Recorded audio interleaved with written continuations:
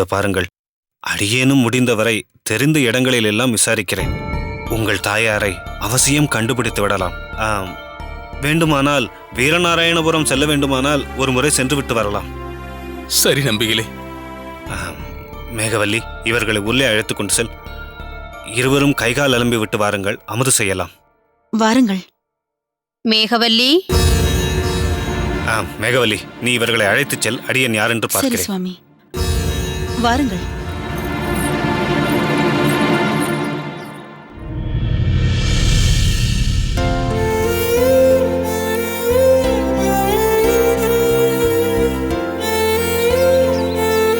அடடா, நீங்களா? வாருங்கள், உள்ளே வாருங்கள்.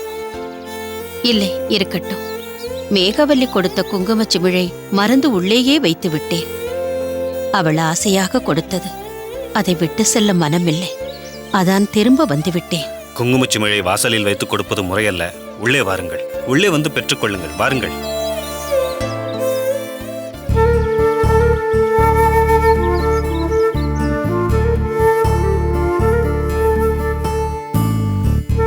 மேகவல்லி,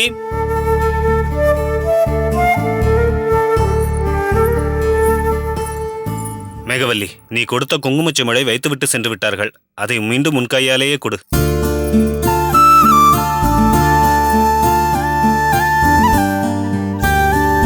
சரி, நான் புறப்படுகிறேன். சரி தாயே.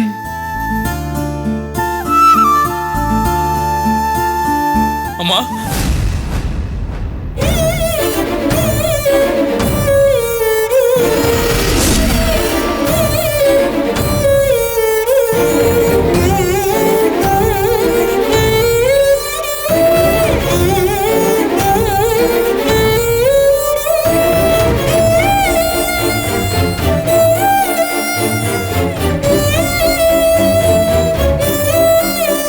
என்னம்மா இது?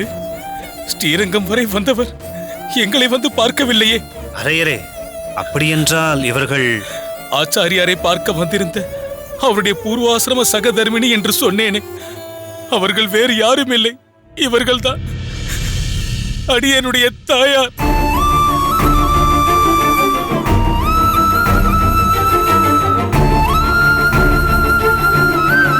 என்னம்மா பிரச்சனை? ஏன் எங்களை பார்ப்பதை தவிர்க்கிறீர்கள்? அதுவும் இல்லாமல் தனியாக வந்திருக்கிறீர்கள். எந்தவித பிரச்சனையாக இருந்தாலும் தெய்வக்கரசு நம்பியிடமே தெரிவிக்கலாம் அல்லவா? என்ன சொல்ல வேண்டும் என்று எதிர்பார்க்கிறாய், அல்லது எதை சொல்ல வேண்டும் என்று நினைக்கின்றாய்? நீங்கள் ஆண்கள். சாஸ்திரம், சம்பிரதாயம், வர்ணாசிரம தர்மம் என்று பேசலாம். அதை சுலபமாக கடைபிடிக்கவும் செய்யலாம். முக்தி, சரணாகதி என்று வாழ்க்கை பயணத்தை மேற்கொள்ளலாம். ஆனால் பெண்களாகிய எங்களுக்கு நாங்கள் வாழக்கூடிய இந்த வாழ்க்கைதான் சத்தியம். இதுதான் சாஸ்வதம். அகத்துக்காரர், குழந்தைகள், இவர்கள்தான் எங்கள் உலகம். சுற்றியிருக்கும் சொந்த பந்தம்தான் எல்லாம். அந்த உலகம் சிறிது ஆட்டம் கண்டால் கூட என்னை போன்ற சராசரி பெண்கள் நிலை குலைந்து போய்விடுவார்கள். வாழ்க்கையில் தடுமாற்றம் ஏற்பட்டுவிடும். உன்னுடைய அப்பா, அவருடைய ஆச்சாரியர் மணக்கால் நம்பி சுவாமிகளின் கிருபையினால் ஆச்சாரியர் ஆகிவிட்டார். திடீரென்று ஒரு நாள் மாளிகையிலிருந்து சென்றவர் திரும்பி வரவே இல்லை. முன்தினம் வரை நாட்டின் அரசராக, எனது அகத்துக்காரராக இருந்தவர் மறுதினத்திலிருந்து ஆச்சாரியராக மாறிவிட்டார். அந்த உன்னத பீடத்தை உலகம் ஏற்றுக்கொண்டது. மகன்களான நீங்களும் மனமாற ஏற்றுக்கொண்டு விட்டீர்கள். ஆனால் அகமுடையாளான என்னால் ஏற்றுக்கொள்ளவே முடியவில்லை, ஜீரணிக்க முடியவில்லை. எனக்கென்று பொறுப்பு இருந்தது. சிறுவர்களாகிய உங்கள் நால்வரையும் எப்படி வளர்த்து ஆளாக்கப் போகிறேன் என்ற கவலை என்னை ஆட்கொண்டது. உன் அப்பா சென்ற பொழுது ராஜாங்கம் இருந்தது. ஆனால் நாளடைவில் அவரையே சென்ற பின் அந்த ராஜாங்கம் நமக்கு எதற்கு என்று நானும் அங்கிருந்து உங்களையும் அழைத்து கொண்டு வீரநாராயணபுரம் வந்துவிட்டேன். உங்களுடைய அப்பா நாட்டை சோழ மன்னரிடமே ஒப்படைத்து விட்டார். நீயும் தெய்வக்கரசு நம்பியும் வளர்ந்து பெரியவர்கள் ஆனீர்கள். இந்த அம்மா தேவைப்படாமல் போய்விட்டாள். ஆச்சாரியரிடமே தஞ்சம் அடைந்து விட்டீர்கள். நீயும் தெய்வக்கரசும் ஆச்சாரியரிடம் போக வேண்டும் என்று நினைத்ததால் உங்களை உங்கள் வழியிலேயே போக விட்டுவிட்டேன். உன் அப்பா சந்நியாசியாகிவிட்டதால் எப்படி அவரை பார்க்கக்கூடாது என்று தீர்மானித்தேனோ அதைப்போல் உங்களையும் பார்க்கப் போவதில்லை என்று தீர்மானித்தேன். அதைப்போல் உங்களையும் பார்க்கப் போவதில்லை என்று தீர்மானித்தேன்.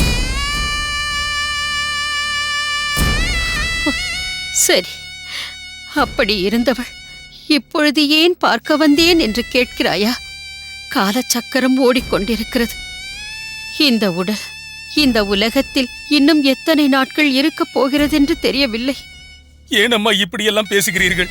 அதுதானே நிதர்சனமான உண்மை வரரங்கா. என்றாவது ஒரு நாள் எல்லோரும் இங்கிருந்து செல்ல வேண்டியவர்கள்தானே. அந்த நாள் எனக்கு நெருங்கிக் கொண்டிருக்கிறதென்று தோன்றுகிறது. உடல் பலகீனமாகிவிட்டது. உள்ளத்தின் வலிமையும் குறைந்து கொண்டிருக்கிறது. எனது ஆயுள் முடிவதற்குள் உங்கள் தம்பிகள் பிள்ளைக்கரசுவையும் சொட்டை நம்பியையும் ஆச்சாரியரிடமே ஒப்படைத்துவிட்டு நானும் என் காலத்தை ஸ்ரீரங்கத்திலேயே கழித்து விடலாம் என்று தீர்மானித்தேன். ஆனால் அவரோ என்னை பார்ப்பதையே தவிர்த்து விட்டார். அவர் எப்படி அம்மா உங்களை பார்க்க முடியும்? அது சந்நியாச தர்மத்தை மீறுவதாக ஆகிவிடாதா? சரி, பார்க்க வேண்டாம். நான் எப்படி இருக்கிறேன், என்ன செய்கிறேன் என்று கூடவா விசாரிக்க தோன்றவில்லை? அது எந்த தர்மத்தை மீறுவதாகும்? அம்மா, அப்படி ஒருவேளை அவர் அக்கறை எடுத்துக்கொண்டால் அதுவும் அவர் தர்மத்தை மீறுவது போல் தானம்மா. ஒரு சராசரியான மனுஷியாக என் மனம் அதை ஏற்றுக்கொள்ள மறுக்கிறது. அவர் வேண்டுமானால் எல்லாவற்றையும் துறந்தவராக இருக்கலாம். ஆனால் நான் எந்த பந்தபாசத்தையும் துறக்கவில்லையே. அப்படி இருக்கும் பொழுது என் எதிர்பார்ப்பில் என்ன தவறு இருக்கிறது? நீங்கள் உங்கள் தரப்பு நியாயத்தை கூறுகிறீர்கள். அவர் தரப்பு நியாயத்தை கடைபிடிக்கிறார். அதனால் இருவர் மீதும் எந்த தவறும் இல்லை. அடியேன் தலையிடுகிறேன் என்று தவறாக எண்ணாதீர்கள். ஆச்சாரியர் யாரையுமே வேண்டுமென்று ஒதுக்குவது கிடையாது. எதிர்காலத்தில் தான் ஒரு தவறான உதாரணத்தை ஏற்படுத்திவிட்டோம் என்ற நிலை ஏற்படக்கூடாது என்பதால் தான் இப்படிப்பட்ட வைராக்கியத்தை அனுஷ்டிக்கிறார். உண்மையை சொல்ல வேண்டுமானால் அடியேனுக்கு ஆச்சாரியரிடம் மிகவும் பிடித்த விஷயமே இதுதான். அடியேன் கடைப்பிடிக்க விரும்புவதும் இதுதான். எந்த ஒரு விஷயமாக இருந்தாலும் ஒரு கட்டுப்பாட்டுடன் இருக்க வேண்டும். உணர்ச்சி வசப்படுவதை தடுக்க வேண்டும். ஆச்சாரியரிடம் இந்த பிடிவாதம், இந்த வைராக்கியம்தான் அவரிடம் அடியேனுக்கு மிகவும் பிடித்த குணம். அடியேனை ஈர்த்ததும் அதுதான். சற்று யோசித்து பாருங்கள். அவர் உங்கள் 4 மகன்களுக்கு மட்டும் தந்தை இல்லை. அவரை குருவாக ஏற்றுக்கொண்ட பல வைஷ்ணவர்களுக்கு ஆன்மீக தந்தையாகவும் திகழ்கிறார். அதனால் சமுதாயத்திற்கு அவர் ஒரு உதாரணமாக இருக்க வேண்டிய கட்டாயம், ஒரு பொறுப்பு அவருக்கு இருக்கிறது. ஆச்சாரியார் உங்களை பார்க்கவில்லை என்றால் என்ன? அடியேன் ஸ்ரீரங்கத்தில் தானே இருக்கிறேன். ஆச்சாரியார் மீது கோபம் தணிந்து விட்டது. ஆனால் இந்த அடியேன் மீது இன்னும் தணியவில்லை. அப்படித்தானே? நாங்கள் உங்களை எங்கெல்லாம் தேடினோம் தெரியுமா? தயவு செய்து அடியேன் மீது உள்ள கோபத்தை தணித்துக் கொள்ளுங்கள். இல்லை, அறவே அதை அகற்றி விடுங்கள். அடியேனை உங்கள் மகனாக ஏற்றுக்கொள்ளுங்கள். நீ என் பிள்ளை இல்லை என்று எப்படியடா ஆகும்? என் கர்ப்பத்திலிருந்து உதித்தவன் நீ. உன் மீது கோபம் இருக்கலாம், வருத்தம் இருக்கலாம். ஆனால் பிள்ளையே இல்லை என்ற எண்ணம் என் மனதில் என்றுமே தோன்றியதில்லை. அன்றாடம் பெருமாளிடம் சேவிக்கும் போது நீயும் தெய்வக்கரசு நம்பியும் எங்கிருந்தாலும் சௌக்கியமாக இருக்க வேண்டும் என்று வேண்டாத நாளே இல்லை. ஒரு மகன் தன் தாயை உதறி தள்ளிவிட்டு போகலாம். ஆனால் ஒரு தாய் என்றுமே தன் மகன்களை ஒதுக்க மாட்டாள். சினத்தால் உங்களை வெறுத்தேனே தவிர மனத்தால் என்றுமே உங்களை நான் ஒதுக்கவில்லையடா. அம்மா!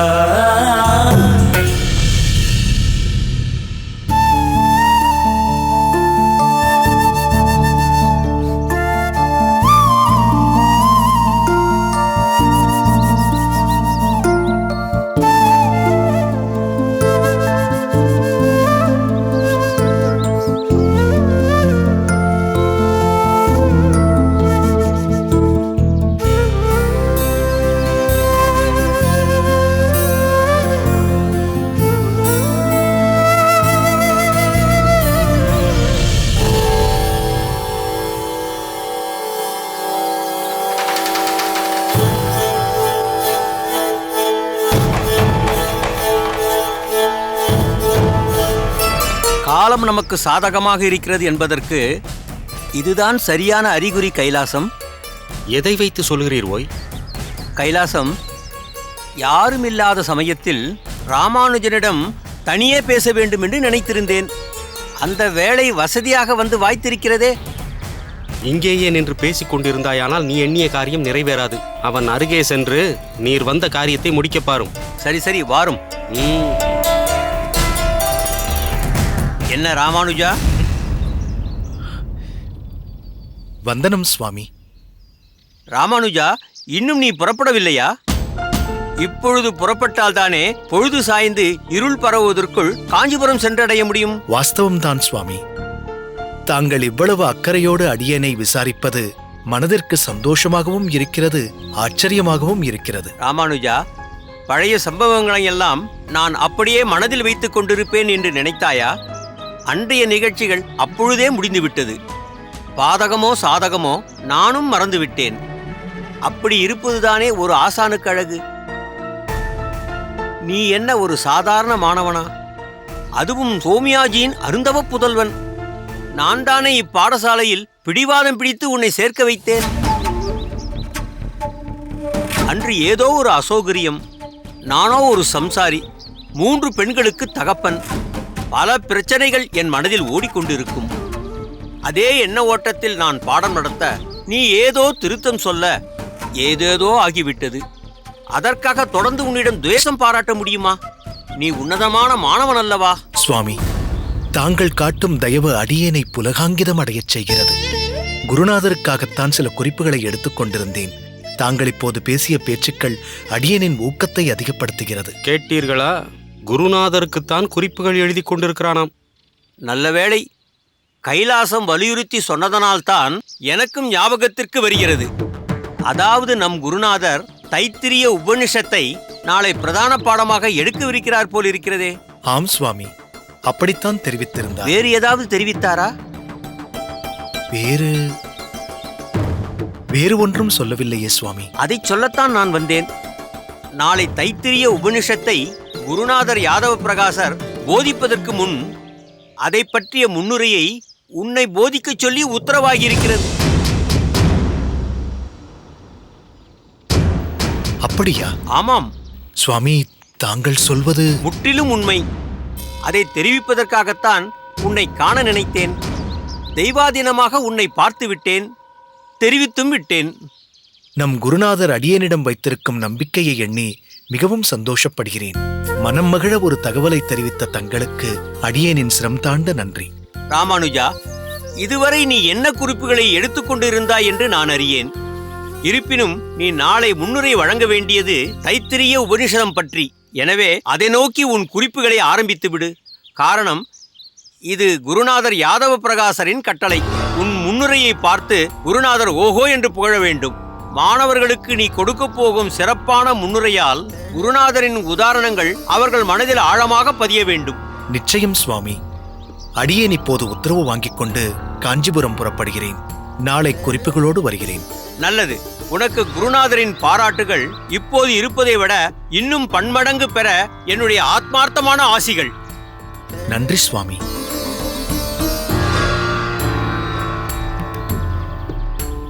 என்ன ஓய், அன்று ஏதோ அமைதியாக போய்விடலாம் என்றீர், இன்று முழுவதுமாக அவன் பக்கம் சாய்ந்து விட்டீர். சம்பூரணம், முழுவதுமாக மாறிவிட்டீர் நீர். என்ன, நான் மாறிவிட்டேனா? என்ன சொல்லுகிறாய் நீ? பிறகு ஏற்கனவே நம் குருநாதர் ராமானுஜனை தலையில் தூக்கி வைத்துக் கொண்டு கூத்தாடுகிறார். இன்று நீர் வேறு அவனை கொண்டாடி கொண்டிருக்கிறீர். நம் குருநாதர் உன்னை பல சமயங்களில் முட்டாள் மடையா என்று குறிப்பிடுவதை நிரூபிக்கும்படி நடந்து கொள்கிறாய். என்ன, சந்தடி சாக்கில் நீரும் அதை உபயோகிக்கலாம் என்று எண்ணுகிறீரோ? சீச்சி, நீ ஏன் அப்படி நினைக்கிறாய்? நான் சொல்வதை கவனமாக கேள். நாளைய வகுப்பில் தைத்திரிய உபனிஷத்தை போதிப்பதற்காகத்தான் நம் குருநாதர் யாதவ பிரகாசர் ஓய்வு ஒளிவின்றி குறிப்புகளை எடுத்துக் கொண்டிருக்கிறார். இப்போது ராமானுஜனிடம் நாளை நீதான் முன்னுரை எடுக்க இருக்கிறாய். இது குருநாதரின் உத்தரவு என்று இல்லாத ஒன்றை சொல்லியிருக்கிறேன். என்னையா சொல்கிறீர்? அதுதான் சம்பூரணம். நாளை நடக்கப் போவதைப் பார்.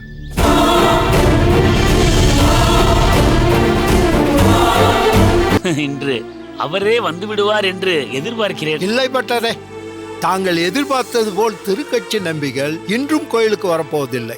ஏன் அப்படி சொல்கிறீர்கள்? அங்கே பாருங்கள். No doubt, Manushri.